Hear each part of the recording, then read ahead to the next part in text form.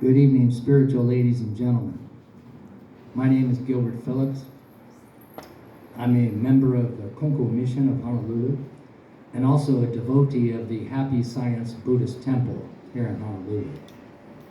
I address you as spiritual ladies and gentlemen because throughout the annals of history, we see some dark portions in religious history.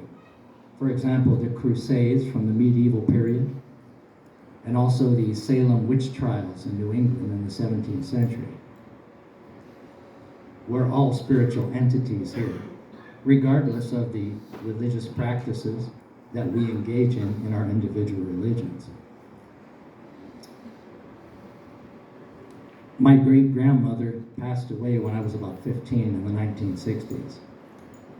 Back in her day, and when I say her day, I'm referring to children, teenagers, people in their 20s, maybe early 30s, because your day is essentially your generation, the generation that's growing up and refilling the population.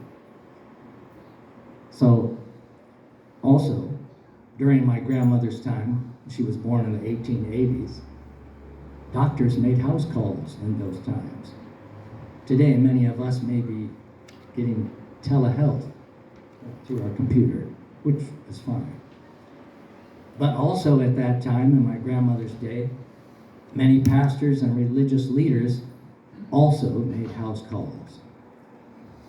And so for everyone here who is deeply concerned, as we all are, about the war in Israel and the war in Ukraine, in reality, and I'm not here to dissuade anyone from giving your heartfelt prayers for those wars, because always man's inhumanity to man is responsible for most of the plethora of problems that our world is constantly beset by.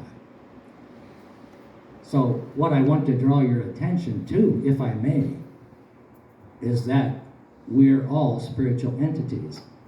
Some of us here are spiritual leaders. What kind of focus can we give to the problems of our time? For in reality, aside from the prayers that we emit for world peace and these endless wars that go on and man's inhumanity to man, what can we give? After all, we're spiritual entities. And for those of you who are a Buddhist, Christian, Muslim, Jew, Hindu, whatever you might be, do we not belong to that faith because we believe there's a certain level of wisdom within those religious and spiritual teachings? During the pandemic, I saw a reticence, a sheepishness, an overly caution to be able to deal with the extant problems right in front of us. For those of you here who are spiritual leaders, and I'm not accusing anyone, because I believe in peace wholeheartedly. When you look in your congregations, and this is not a rhetorical question, how many married couples in your congregation are undergoing infidelity or serious marital problems? And for the young people, and even the older ones, are they enduring drug addiction, alcoholism, or sexual dysfunction? These are not rhetorical questions.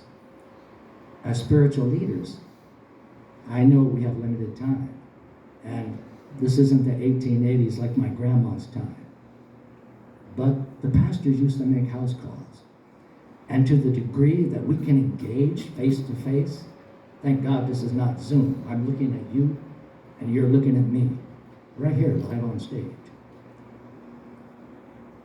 Heaven, whether they be the angels, the bodhisattvas, those in the higher dimensions, their hearts are aching to deliver purity and goodness and truth out in the society at large.